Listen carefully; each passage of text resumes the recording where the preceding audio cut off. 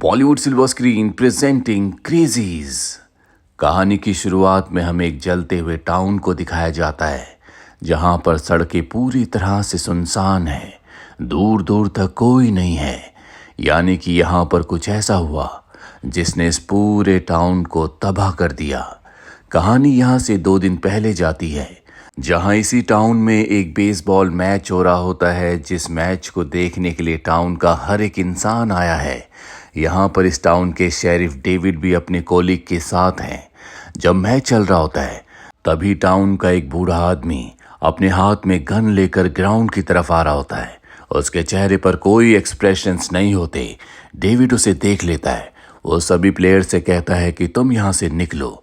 और अब डेविड उस बूढ़े आदमी के पास जाता और कहता है कि अपनी गन फेंक दो। पर उस बूढ़े आदमी को देखकर ऐसा लगता है जैसे वो डेविड की बात को सुन ही नहीं रहा और डेविड पर अपनी गन से हमला करने वाला होता है कि इससे पहले डेविड उसे गोली मार देता है, जिससे उसकी मृत्यु हो जाती है। डेविड को इसका बहुत दुख होता है। ये टाउन बहुत छोटा है, यहाँ पर हर एक इंसान दूसरे इंसान को जानता है। इसीलिए डेविड रात को उसकी पत्नी और बेटे से मिलने के लिए जाता है, जो बहुत ज्यादा दुखी होते हैं। डेविड कहता है कि मैं उसे गोली नहीं मारना चाहता था, लेकिन उसके हाथ में गन थी, उसने शराब पी रखी थी, इसीलिए वो मेरी बात नहीं सुन रहा था। बूढ़े आदमी की पत्नी कहती है कि तुम झूठ बोलते हो, मेरे पति ने 2 साल पहले शराब पीना हमेशा के लिए छोड़ दिया था। इस बात पर उसे अपने ऊपर गर्व था।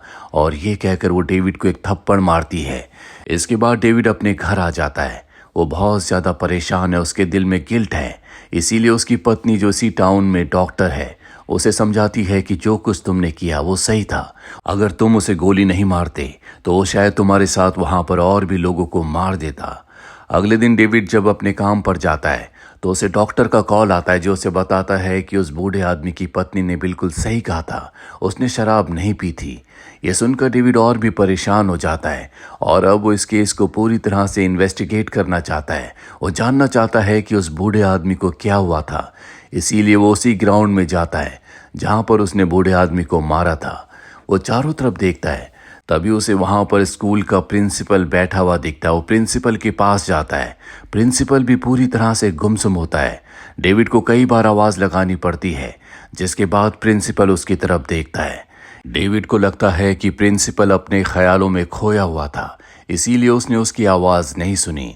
दूसरी तरफ हमें हॉस्पिटल में डेविड की पत्नी जूडी को दिखाया जाता है, जिसके पास एक पेशेंट को उसकी पत्नी लेकर आती है और बताती है कि सुबह से बहुत गुमसुम है। डेविड की पत्नी उसे चेक करती है और उससे कुछ सवाल पूछती है। वो बार बार एक ही बात बोल रहा होता है कि मैं पूरी तरह से ठीक हूँ, खामखा मेरी पत्नी मुझसे डर रही है। जूडी उसका चेकअप करने के बाद उसे कुछ दवा दे देती है। दरअसल वो पूरी तरह से नॉर्मल होता है। जूडी को लगता है कि सिर्फ इस आदमी को टेंशन है। वहीं रात को हमें उसी पेशेंट के घर को दिखाया जाता है, जहां पर उस पेशेंट की पत्नी विंडो से बाहर देखती है कि उसके पति ने रात को ट्रैक्टर ऑन किया है और ट्रैक्टर के पास जाती है, लेकिन वहां पर उसका पति नहीं होता। तभी उसे अपने घर से उसके बेटे के चिल्लाने की आवाज आती है। वो भागकर अपने बेटे के पास जाती है। उसका बेटा बहुत ज्यादा डरा हुआ होता है। दरअसल वो घर में एक कोने में छुपा हुआ था। वो अपनी मॉम से कहता है कि डैड पागल हो चुके हैं, उनके हाथ में चाकू है और वो मुझे मारने के लिए ढूंढ रहे हैं। ये सुनकर वो अपने बेटे को लेकर अलमीरा के अंदर छुप जाती है, लेकिन उस पेशेंट को पता चल जाता है कि उसकी पत्नी और उसका बेटा अलमीरा के अंदर है। इसीलिए वो पेशेंट घर को बाहर से लॉक करके पूरे घर को आग लगा देता है, जिसमें उसके बेटे की और पत्नी की मृत्यु हो जाती है। कुछ देर के बाद डेविड यहाँ पर आता है। डेविड को बताया जाता है कि जब इसका घर जल रहा था तो ये बाहर घास काट रहा था। इसने अपने परिवार को बचाने की बिल्कुल कोशिश नहीं की। अब भी ये पेशेंट लगातार सीटी बजा रहा होता है। डेविड देखता है कि उसके एक्सप्रेशंस बिल्कुल उसी बूढ़े आदमी की तरह हैं जिसे डेविड ने मारा था। डेविड समझ जाता है कि टाउन में कुछ न कुछ गड़बड़ है। वहीं टाउन से बाहर कुछ लोगों को एक डेड बॉडी मिलती है, जो कि यूएस आर्मी के एक पायलट की है। डेविड समझ जाता है कि यहाँ आसपास कोई यूएस आर्मी का प्लेन क्रैश हुआ है, लेकिन वो इस बात से हैरान होता है कि न्यूज़ में इस बारे में कुछ क्यों नहीं बताया। अब वो अपने कॉलीग के साथ उस प्लेन को ढूंढता है, जो उसे झील में मिल जाता है। ये वही झील है जिससे पूरे शहर को पीने का पानी मिलता है। वो समझ जाता है कि पानी कंटेमिनेट हो चुका है। वहीं सैटेलाइट से कोई इन्हें देख रहा होता है डेविड अब टाउन के मेयर के पास जाता है और उन्हें बताता है कि टाउन में जो पीने का पानी आता है वो कंटेमिनेट हो चुका है। उस झील में एक प्लेन क्रैश हुआ है, हमें उस पानी को बंद करना होगा। लेकिन मेयर उसे इजाज़त नहीं देता। डेविड अपने टाउन के लोगों के लिए बहुत परेशान है, इसीलिए परमिशन ना मिलने के बाद भी वो पूरे टाउन के पीने के पानी को बंद कर देता है। साथ ही उसके लीवर को अपने साथ ले जाता है ताकि दोबारा कोई पानी को ऑन ना कर पाए। अब वो अपने कॉलीग के साथ पुलिस स्टेशन आता है, जहां पर सेल के अंदर वही पेशेंट है जिसने अपने घर में आग लगाई थी। जब ये सेल के करीब जाते हैं तो वो इनके ऊपर हमला करने की कोशिश करता है। दरअसल अब वो पहले से बहुत ज़्यादा अग्रेसिव हो चुका है। डेविड देखता है कि उनका इंटरनेट नहीं आ रहा, ना ही उसके फ़ोन में सिग्नल है। वो डॉक्टर को कॉल करना चाहता है, इसीलिए वो पुलिस स्टेशन से बाहर आ जाता है। सड़कें पूरी तरह से खाली होती हैं। वो देखता है कि उसके सामने एक गाड़ी है जो उस पर नज़र रख रहे हैं। वो गाड़ी की तरफ जाता है लेकिन गाड़ी वहाँ से निकल जाती है। डेविड के फ़ोन में बाहर भी सिग्नल नहीं होते, इसीलिए वो खुद डॉक्टर से मिलने जाता है, जहां पर डॉक्टर उसे मारने के लिए उसके ऊपर हमला कर देता है। दरअसल डॉक्टर की दिमागी हालत भी अब खराब हो चुकी है। अपनी जान बचाने के लिए उसे डॉक्टर को मारना पड़ता है। अब डेविड अपने घर आता है, जहां पर वो अपनी पत्नी जूडी से कहता है कि टाउन में बहुत खतरा है, यहाँ पर बहुत अजीब अजीब सी घटनाएं हो रही हैं, तो मैं अपनी मॉम के घर चले जाना चाहिए। पर जूडी डेविड को छोड़कर जाने से मना कर देती है। तभी यहाँ पर आर्मी के कुछ सोल्जर्स आते हैं जो इन दोनों को ज़बरदस्ती पकड़कर एक बस में बैठा देते हैं, जहाँ पर पहले से डेविड का कोलीग होता है। वो कहता है कि इन सोल्जर्स ने ज़बरदस्ती मुझे इस बस में बैठा दिया और अब इन सब को टाउन के स्कूल में ले जाया जाता है, जहाँ पर टाउन के लगभग सभी लोग हैं। यहाँ पर डॉक्टर्स की भी टीम होती है जो सबको चेक कर रही होती है। जिस भी इंसान की बॉडी का टेम्परेचर ज़्यादा होता है उसे उसके परिवार से अलग कर दिया जाता है और उन लोगों के साथ रखा जाता है जो इन्फेक्टेड है। दरअसल इस टाउन में एक वायरस फैला है जिस वजह से सबकी दिमागी हालत खराब हो रही है। जूडी की बॉडी का टेम्परेचर भी ज़्यादा होता है, इसीलिए उसे डेविड से अलग कर दिया जाता है। डेविड उन्हें समझाने की रोकने की कोशिश करता है, लेकिन डेविड के ऊपर हमला करके उसे बेहोश कर दिया जाता है। इसके बाद जूडी को वो उस जगह ले जाते हैं जहां पर दूसरे लोग हैं जो इन्फेक्टेड हैं। जूडी उन्हें समझाने की कोशिश करती है कि मैं प्रेग्नेंट हूँ, इसीलिए मेरी बॉडी का टेम्परेचर ज़्यादा है, लेकिन वो जूडी पर यकीन नहीं करते। उसे बेड के साथ बांध दिया जाता है। दूसरी तरफ डेविड, उसके कोलीग और उन सब लोगों को दिखाया जाता है जिनकी बॉडी का टेम्परेचर नॉर्मल है। उनके हाथ में एक टैग बांध दिया जाता है, जिसका मतलब ये है कि ये लोग इन्फेक्टेड नहीं है और बहुत जल्दी इन्हें यहाँ से निकाल दिया जाएगा। लेकिन डेविड अपनी पत्नी जूडी के बिना यहाँ से नहीं जाना चाहता। तभी कोई आदमी बाहर फेंस के साथ गाड़ी टकराता है, जिससे यहाँ पर भगदड़ मच जाती है, जिसे आर्मी सोल्जर्स कंट्रोल नहीं कर पाते। इस भगदड़ में डेविड भागकर अपने पुलिस स्टेशन आ जाता है, जहाँ पर वो अपनी गन निकालकर अपनी पत्नी जूडी को बचाने के लिए स्कूल में वापस आता है। उसके साथ उसका कोलीग भी है। वहीं जूडी को दिखाया जाता है, जिसके सामने वही प्रिंसिपल आता है जो कि बहुत ज़्यादा इन्फेक्टेड है। उसने अपने दिमागी आपे को खो दिया है, इसीलिए वो यहाँ पर सभी लोगों को मार रहा होता है। वो जूडी को मारने वाला होता है कि तभी वहाँ पर डेविड आ जाता है, जो प्रिंसिपल को मारकर जूडी और उसकी असिस्टेंट को वहाँ से आज़ाद करके निकल जाते हैं। अभी वहाँ से जब निकलते हैं तो जूडी के साथ जो उसकी असिस्टेंट होती है वो कहती है कि ये मेरे बॉयफ्रेंड का घर है, मैं उसे देखना चाहती हूँ कि वो ठीक है या नहीं। वो अपने बॉयफ्रेंड को देखती है जो पूरी तरह से नॉर्मल होता है। डेविड उसे कहता है कि हमें यहाँ से निकलना होगा, यहाँ पर खतरा है। वो कहता है कि मेरी मॉम घर के अंदर है, वो कुछ सामान लेने के लिए गई है, हम उनके आते ही यहाँ से निकल जाएंगे। पर इससे पहले कि उसकी मॉम बाहर आती, यहाँ पर आर्मी के सोल्जर्स आ जाते हैं जो उसकी मॉम के ब्लड को टेस्ट करते हैं और उसे अपने साथ ले जा रहे होते हैं। ये बात वो लड़का देख नहीं पाता, वो अपनी मॉम को बचाने के लिए जाता है, पर सोल्जर उसकी मॉम के साथ उसे भी मार देते हैं। दरअसल उन्हें परमिशन होती है कि जो भी इन्फेक्टेड है उसे मार दिया जाए। ये चारों के चारों सामने के स्टोर रूम से इस भयानक मंजर को देखते हैं। अब एक सोल्जर स्टोर रूम के अंदर आ जाता है, ये उसे पकड़ लेते हैं। सोल्जर कहता है कि मुझे मत मारना, मुझे कुछ नहीं पता, हमें बस यही ऑर्डर मिले हैं कि जो भी इंसान इन्फेक्टेड हो उसे मार दिया जाए। इस पूरे टाउन में एक खतरनाक वायरस फैल चुका है। डेविड कहता है कि हम चारों में से कोई इन्फेक्टेड नहीं है, हम सब के सब पूरी तरह से नॉर्मल है। ये मेरी पत्नी जूडी है जो कि प्रेग्नेंट है, हम सब यहाँ से आराम से निकलना चाहते हैं, लेकिन अब उस सोल्जर का एक साथी अंदर आ चुका होता है। सोल्जर कहता है कि मुझे जाने दो, मैं कह दूंगा कि अंदर कोई नहीं है। ये उसकी बातों पर विश्वास करते हैं और अब दूसरा सोल्जर उन तक पहुंचने वाला होता है कि वो पहला सोल्जर जिसे इन सब ने पकड़ा था वो वहां पर जाकर कहता है कि अंदर मैंने पूरी तरह से चेक कर लिया है, यहाँ कोई नहीं है। इसीलिए सभी सोल्जर्स यहाँ से निकल जाते हैं। अब डेविड, उसकी पत्नी जूडी, उसका कोलीग और जूडी की जो असिस्टेंट होते हैं, ये चारों के चारों डेविड के घर पहुंच जाते हैं। दरअसल ये यहाँ पर अपनी ज़रूरत का सामान लेने के लिए आए हैं। जब ये घर के अंदर जाते हैं तो जूडी ज़रूरत का सामान लेने के लिए ऊपर चली जाती है।